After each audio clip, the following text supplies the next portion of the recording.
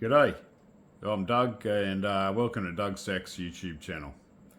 Thanks for dropping by and checking out my channel. I just think it's about time I made a bit of an introductory video. First of all, I'd like to say thanks heaps to everybody that's subscribed and liked. I'm not really about that, but I just wanted to share what I do and my collection with everybody, and I appreciate you dropping by and having a look at what I've got, different things, and anything else that I can share. And I get a lot of ideas and inspiration from plenty of other YouTubers, and that's what prompted me to start doing this. A bit about myself. I live in the northwest of Western Australia. Been up here about 22 years. It's hot. Really hot up here. It's a long way from the capital cities. It's about 1,700 kilometres from Perth, or good 1,000 miles in the old school. And I work on the railway. Been out on the railway for a long time. Started off welding track. In the old days, we used to make it. We'd do our welds with what was they called a Gday weld, or an old thermit weld, where you'd actually add metal to the steel. These days we do it with like an electronic fusion, like a flash butt weld, where you actually add voltage and compress the steel together. Since then I was been laying a lot of rail across Pilbara, which is the area that I live. And then I've worked in a lot of different areas: track machines, track geometry, recorder cars, specifically about the geometrics of the permanent way for the scientific point of view. But that's not what I'm here about. That's why I really like metal. So I like heavy metal music, and I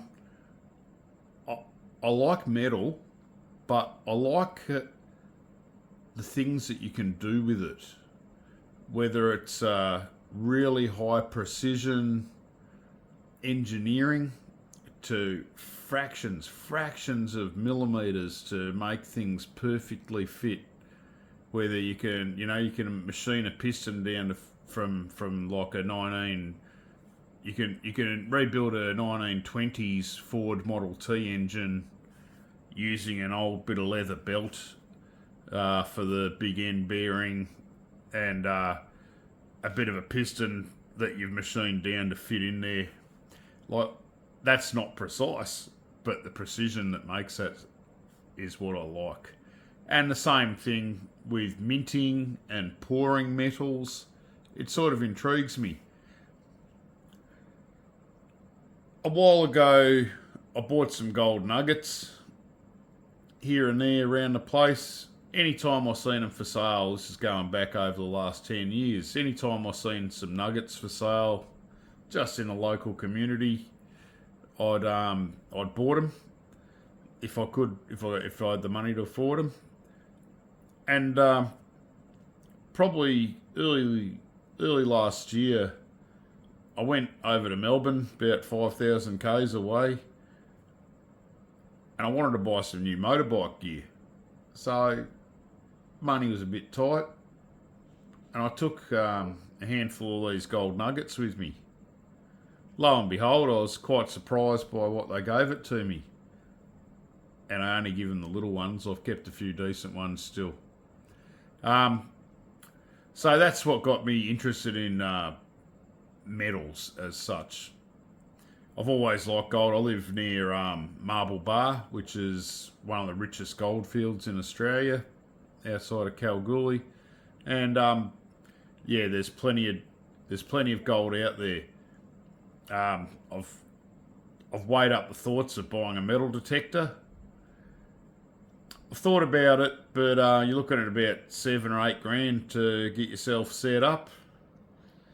then costs a lot of money for fuel and going out for a couple of days, time and money. And good mates that have told me that do a bit of prospecting, they've said, Doug, there's plenty of gold out here, but there's lots of dirt around it. So I've just settled on buying the pure gold and silver when I can. So, yeah, that's where I've been coming from.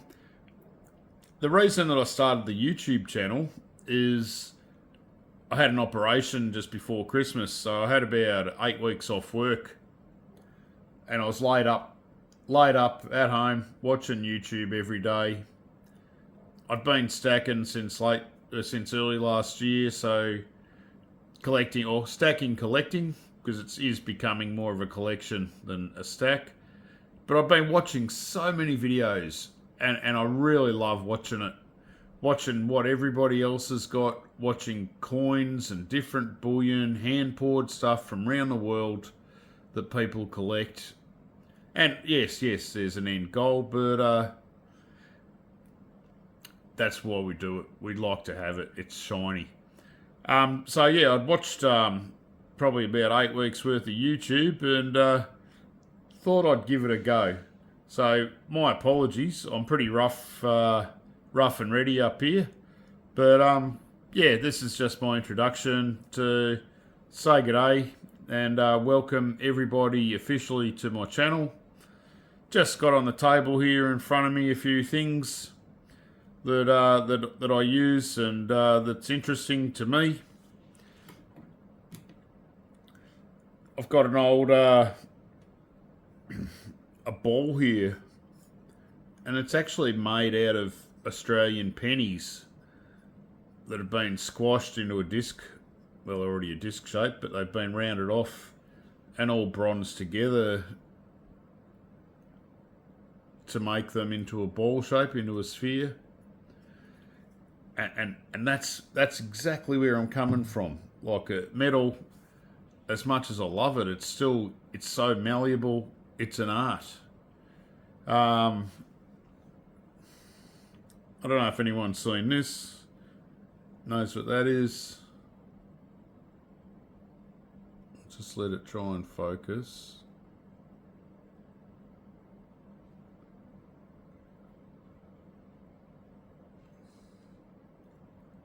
But that's lithium. Where I live, it's a huge area, and small town, a couple of small towns in the region, but it's actually like probably the biggest mineral deposits in Australia, and lithium's one of the number one exports at the moment. Number one's being iron ore, where we're actually, I think, in just our own port in our town, it actually equals the whole economy of other whole states just out of this region in the Pilbara. This is a nice bit of rock. I've been told that it's tantalum. Probably doesn't show up on the screen. It probably looks grey, but that's actually green and opaque. So that if you held it up to the light, you can see through it. I've been out on the cattle stations looking around, and I've actually found whole boulders of this that have been painted up, and they go for sale. And I'm not 100% sure, but I believe it was up around 10 grand a ton. Yeah, just looks like a dirty old rock from the outside. But when you see these things and they're 2 or 3 meters round, these rocks, and inside it's all just actually this green, yeah, and it is see-through. It's tantalum. I'm not sure where it comes in, whether it's like related to the jades and the jaspers, because it's the same sort of region. There's a bit of that around here as well, but a very mineral rich area. The yeah, especially with the iron ore, and that's what I'm up here. That's what I work for on the rail. We're just shipping ore I think they can do 1 million tonnes a day. They aim for about 300 million a year out of the port. 300 million tonnes of iron ore a year. Over 300 million tonnes a year they aim to export just from this one port. So yeah, most of it all goes to China. Bit goes to Korea, bit goes to Japan. But yeah, China takes the bulk of it. Because I'm getting old, my eyes aren't what they used to. So I use a few little tricks so that I can keep an eye on what I buy and have a good look at stuff. This is just a cheap reflective, like a prism, I think they'd call it. It's not. I don't think it's a prism actually, because it's round. A prism would be cut, but it's like a dome, magnifying dome. And if I didn't have this to look at the coins, I actually use it to read the cooking instructions on stuff that I buy for dinner if I can't read them. Because yeah, this is an interesting little toy. It's actually a what a doctor uses to look at, I think, your skin and stuff. It's a magnifying glass with a light on it.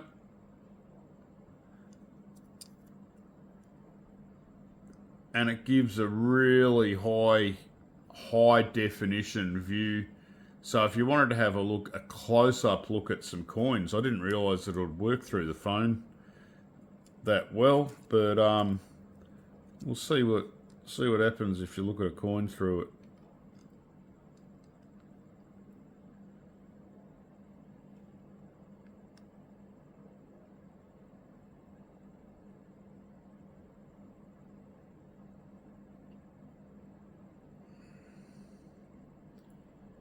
Probably don't see it as well on the camera. I will get better with my videos. I'm still waiting on a tripod. Where I live, it's it's real slow going to get stuff ordered online or to buy it. Because we are so far away from the rest of Australia. And then the good old jeweler's loop, and that was just cheapy off eBay, but does its job.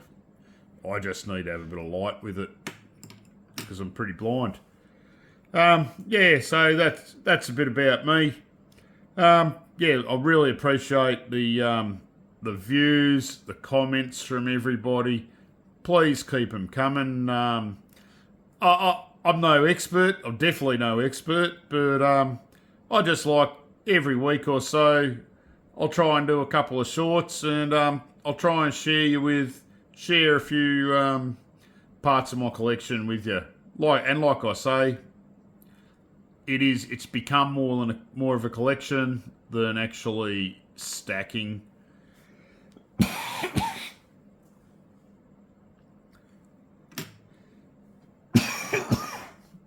Pardon me.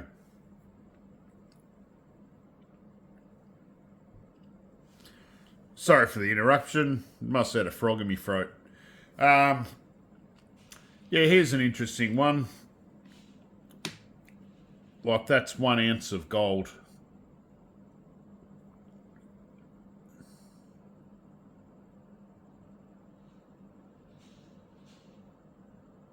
From ABC Bullion.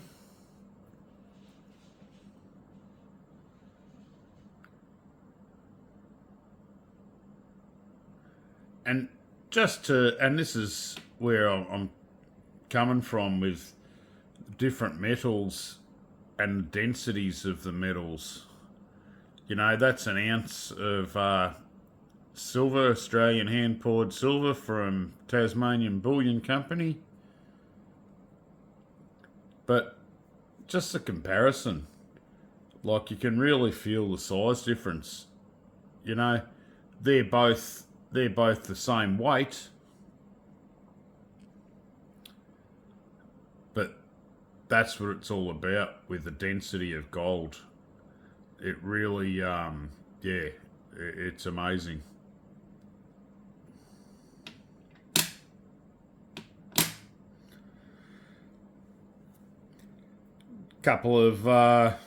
couple of Australian kangaroos.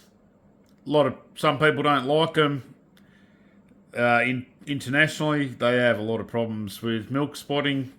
These ones have been in capsules the whole time I've had them. Yeah, got a couple of little spots on them, but metal's metal, silver's silver, you know. This is a cool piece, and I got it off, I think I bought it off his website. It's a bloke who does some hand-poured stuff in Melbourne, Australia. Falco. Just hand-poured silver. It's not going to try and get it to show up, but it's, yeah, it's got all the specs of it on the side. It's just got 1 ounce 999 on the side. But I like the art. I like the design. I like what people come up with when they make these things, when they design the coins. Mate, if I had to do you a drawing, my level of graphic skill doesn't go much above stick figures. So that's what I appreciate. The way that they can transfer it from paper to go to an actual metal die to be stamped out, and don't forget, so that's in reverse, to be stamped out so we see it the right way. Yeah, it's pretty ingenious. I've actually got a little bit of a gripe. I don't want to rant too much.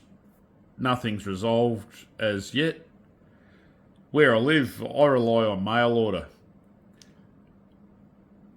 I buy quite regularly from Perth Mint, and I try and take advantage of their first day sales and when things are released and order them straight away. I use another dealer in Melbourne, and I don't know how it works, but maybe because of the bulk that they buy, they're quite often cheaper than the Perth Mint. And also I use Swan Bullion in Perth. Never had a problem with Swan Bullion. And I'm heading down there in March, so I'm going to drop in and see them. Probably go to the Mint as well. But yeah, my gripe actually is, what do you do? Perth Mint and the bullion company that I buy from in Melbourne, I've ordered some gold from Melbourne, and I actually ordered the 5 ounce of the 2024 Year of the Dragon direct from Perth Mint. Wouldn't you know it? So I ordered the bullion I ordered the gold from Melbourne, and it was 3/4 ounce gold coins, Australian coins. Now those, with the tracking provided, those coins made it whole way across Australia and up to my town within 5 kilometres of my house. And then the tracking stopped. So I went to the freight company and asked them, have you got this package here? It hasn't been delivered yet. I see it's been sitting here for a couple of days. And the girl at the counter was like, yep, no worries. It shows it's here. Walks out the back, couldn't find it. Said, nah, can't see it. Come back after the weekend. We'll have a look for it and we'll give you a bell. Never heard anything. So I've gone back after the weekend. Still couldn't find it. And the manager said, look, you were starting to ask me questions. I didn't really want to give too much away about what was inside the package, being that it was actually gold. And, yeah, I ended up letting him know. And he didn't blow a socket, but I could see his stress levels rising. And the same thing happened. I ordered the 5 ounce from Perth Mint. It didn't even leave Perth. It went from the Perth Mint to the freight carrier, and hasn't been freighted in or out since. Now, I have raised a claim with the freight company. I have to trust.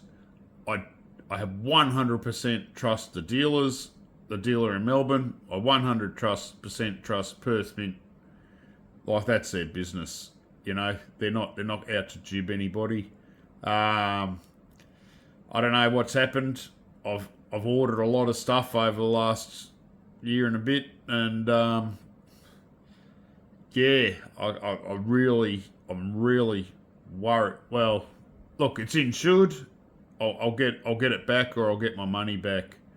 But it's a little bit of a worry that stuff's going missing.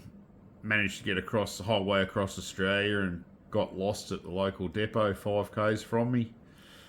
Yeah, that's a bit disturbing. And Perth Mint, they've been very good. I've told them what's happened. I've raised a claim with the freight company. So it's all under investigation. I'll let you know in the next couple of weeks. I guess it's scary for me because I am remote, a long way from town. There's not much in between me and the rest of the world in terms of population, or it's a lot of wide open roads. So yeah, it just worries me that stuff can get checked into a depot nearby and can't make it to my house for the delivery, especially while I was home for the last 2 months. I was here every day. Yeah, and actually no, it didn't. It got checked into their depot and never got checked out, like out into the van for delivery. So, look, I have to trust the process, and yeah, I'll just have to leave it at that. I can't say anything bad about the companies that I bought off, and I can't really say anything bad about the freight company. I'm just assuming it's a mistake somewhere. So yeah, that's my little gripe at the end of my introduction. I'm sorry to close with that, but yeah, thanks a lot everybody for checking in. Don't worry about liking, don't worry about subscribing. If you want to, give me a like, give me a subscribe. Thanks a lot, and yeah, enjoy your collection. Thanks. I'll catch you next time. Cheers. See ya.